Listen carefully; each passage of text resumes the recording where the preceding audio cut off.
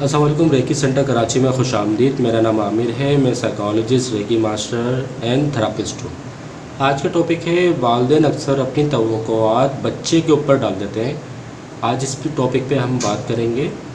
और अगर आप मेरे चैनल पर नए हैं और आपने मेरा चैनल अब तक सब्सक्राइब नहीं किया, उसको सब्सक्राइब कर लें और वीडियो उन पेरेंट्स तक लाजमी पहुँचाइएगा जिनको इसकी ज़रूरत है। शुक्रिया। तो आज का जो टॉपिक है वो है अक्सर वालिदैन अपनी तवक्कुआत बच्चे के ऊपर फेंकते हैं, जो कि बच्चे के किरदार को बढ़ाने या कम करने में बहुत अहम किरदार अदा कर देती है। तो कोशिश करें अपनी तवक्कुआत बच्चे की सलाहियत के मुताबिक क्रिएट करें और उसके मुताबिक उसके साथ जुड़ें।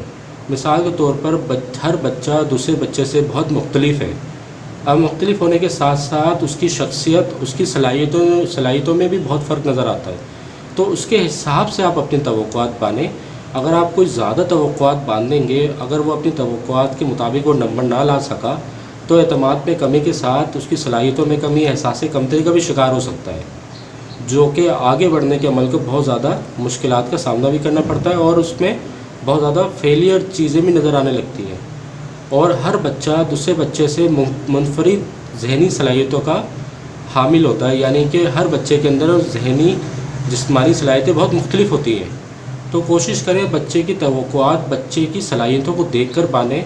अब इसमें कुछ एग्जाम्पल के ज़रिए समझते हैं। अगर आप चाहते हैं कि आपका बच्चा डॉक्टर, इंजीनियर या बहुत बड़ा म्यूजिक बैंड का माहिर बने, तो उससे पहले उसकी आप सलाहियतों को जांचें कि वो कितनी % अपनी एक्टिविटी तालीम में, अपनी लर्निंग में लगा रहा है और उसका रिटर्न कितना ला सक रहा है। फ़र्ज़ करें अगर आप उसका एतमाद और एहसास बरतरी चाहते हैं बच्चे की, तो बच्चे के साथ इस तरह की तवक्कुआत जोड़ें जिसमें बच्चा भी आमादा हो।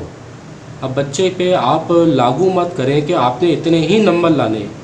कोशिश करें कि बच्चे पे ये कहें कि आप अपनी मुकम्मल मेहनत करें और जो रिज़ल्ट आएगा वो देखा जाएगा, लेकिन आप अपनी मेहनत अपनी पूरी करना। इससे में अगर बच्चा अपनी मेहनत करके नंबर अच्छे लाता है तो उसकी एतमाद भी बढ़ेगा और सलाहियतों में बड़ा इजाफा होगा। अब एग्जाम्पल के ज़रिए सोचते हैं इस मकसद को कि फ़र्ज़ करें एक लड़का है मिस्टर ए और मिस्टर बी। मिस्टर ए के जो वालिदैन हैं उन्होंने कहा है कि बेटा आप 1000 में से 500 नंबर ले आना, जो कि बहुत है। और मिस्टर बी के जो पेरेंट्स हैं उन्होंने क्या करा कि बेटा आपको इंजीनियर बनना है, आपको 1000 में से 800 नंबर तो मस्ट लाने ही लाने हैं। अब दोनों बच्चों के एग्ज़ाम होते हैं। एग्ज़ाम होने के बाद पता चलता मिस्टर ए के जो नंबर आए वो 550 आए, 550 नंबर आए।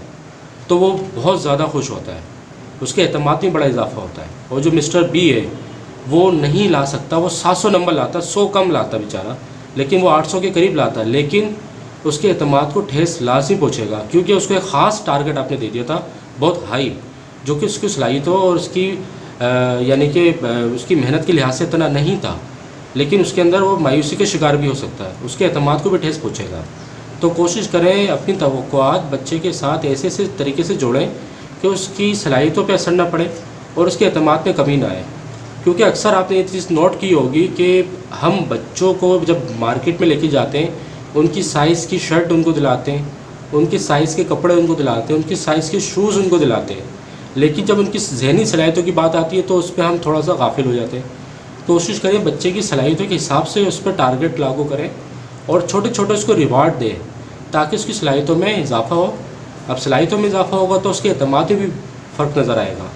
तो कोशिश करें अपनी तवक्कुआत बच्चे की सलाहियतों के मुताबिक बांधें, जिससे बच्चे के आगे बढ़ने में चांसेस और अच्छे हो सके।